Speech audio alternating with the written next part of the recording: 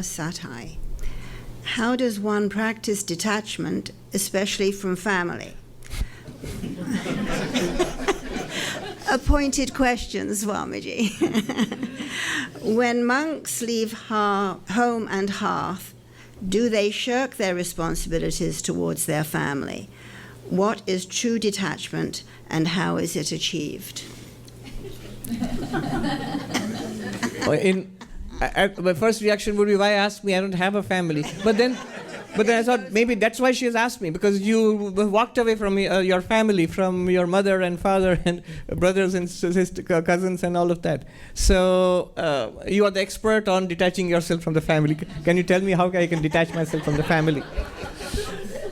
And isn't it shirking your responsibility? How do you practice detachment? Vairagya, dispassion for the world and for worldliness.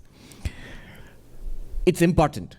So much so that Swami Vivekananda says, Vairagya, this detachment, is the turning point in spirituality. When conventional religion becomes serious spirituality, those are my words, but he says it's a turning point in, the exact words Vivekananda used were, it's a turning point in the yoga.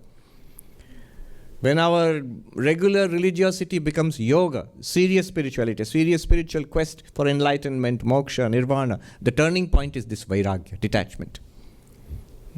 And then he says, the four yogas, Karma Yoga, Bhakti Yoga, Raja Yoga, and Jnana Yoga.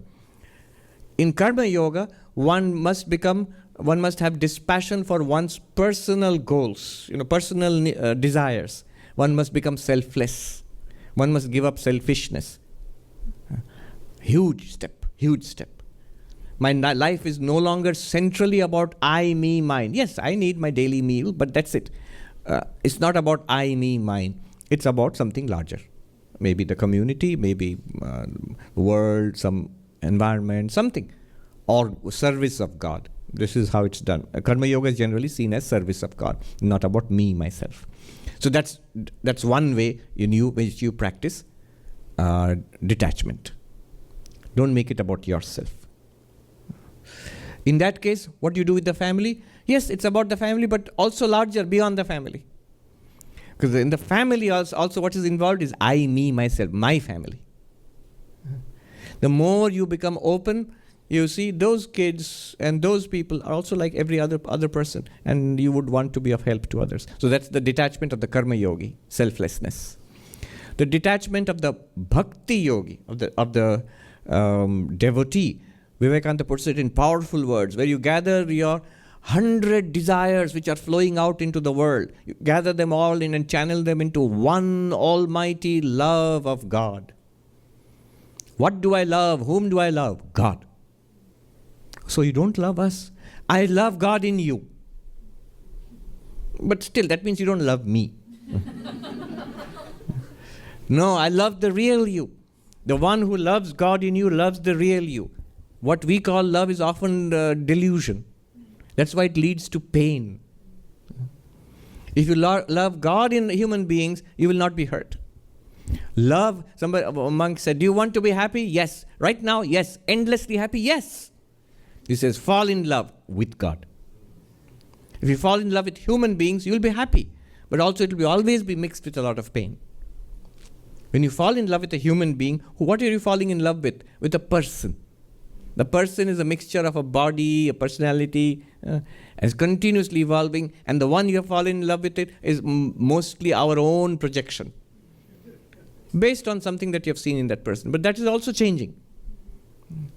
And so we are very quickly disappointed. But if you fall in love with God, the divine in each being, it's there.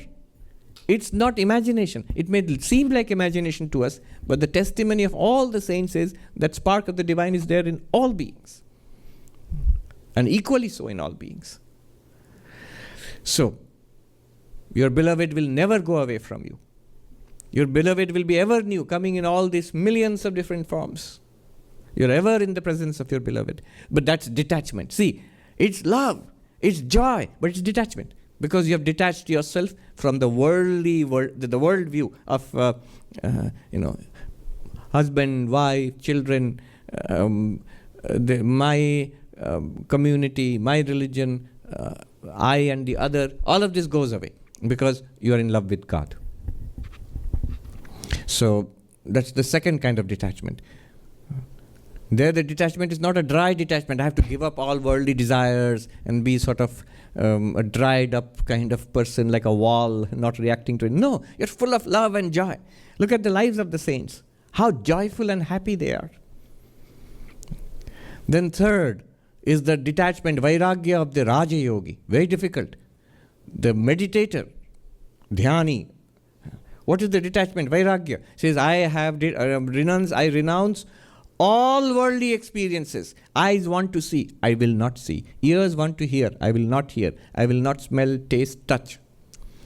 My mind wants to dwell on 1,000 worldly things. I will not. You tell the mind. This is from the Yoga Vasishta.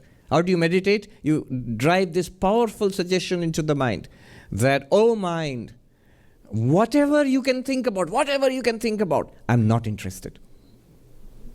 I'm just not interested. The mind will say, I'll think about spiritual things. No, I'm not interested. I'll think about non-duality. No, I'm not interested. You say, why not? Because you are the non-dual Brahman. You don't require the mind to think about it. This is from a very high perspective. So this is the perspective of the dhyani, the meditator. Shut out the entire world. This is the dispassion, the vairagya of the meditator. And the meditator of the jnani, the Advaitin, is the highest of all. From the very beginning, the Advaitin has to say everything and everybody is an appearance. Brahman alone, the non-objective, pure subject, limitless awareness, or the ground of both subject and object. That alone is the reality. It may sound very abstract and trying to take a stand on the abstract, but from an Advaitic perspective, that is the reality. What we call the world is an abstraction.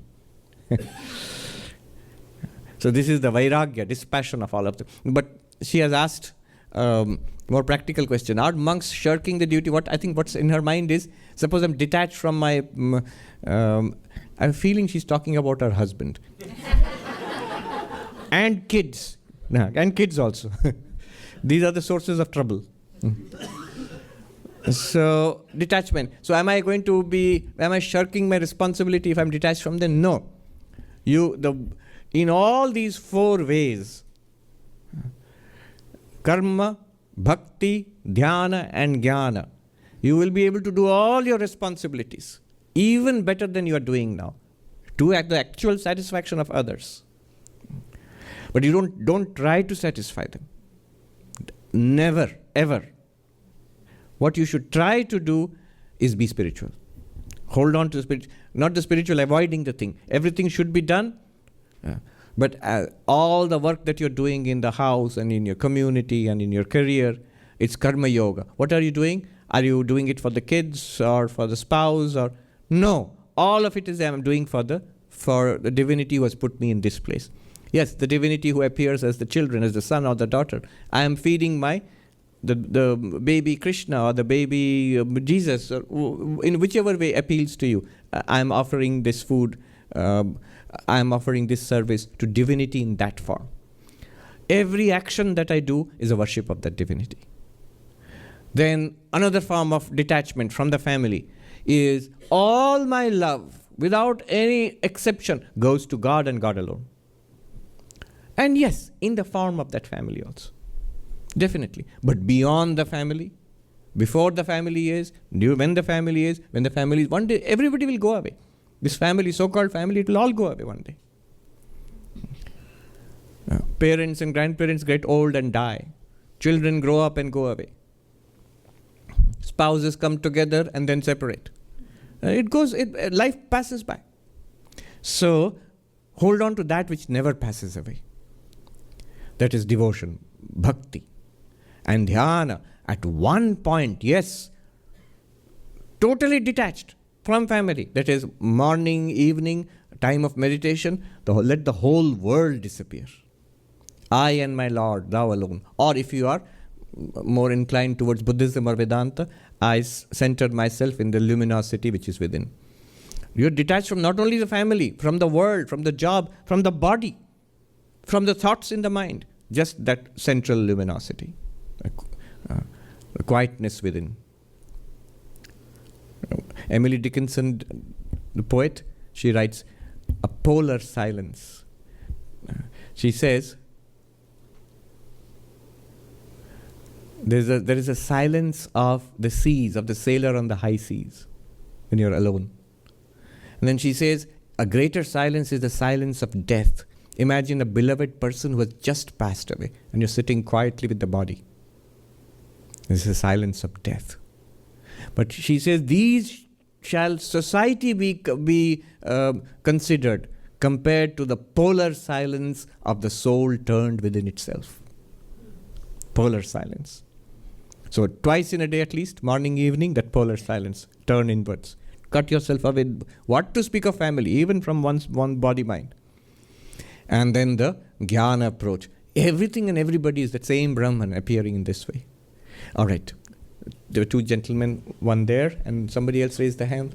Yes, please come and ask the question.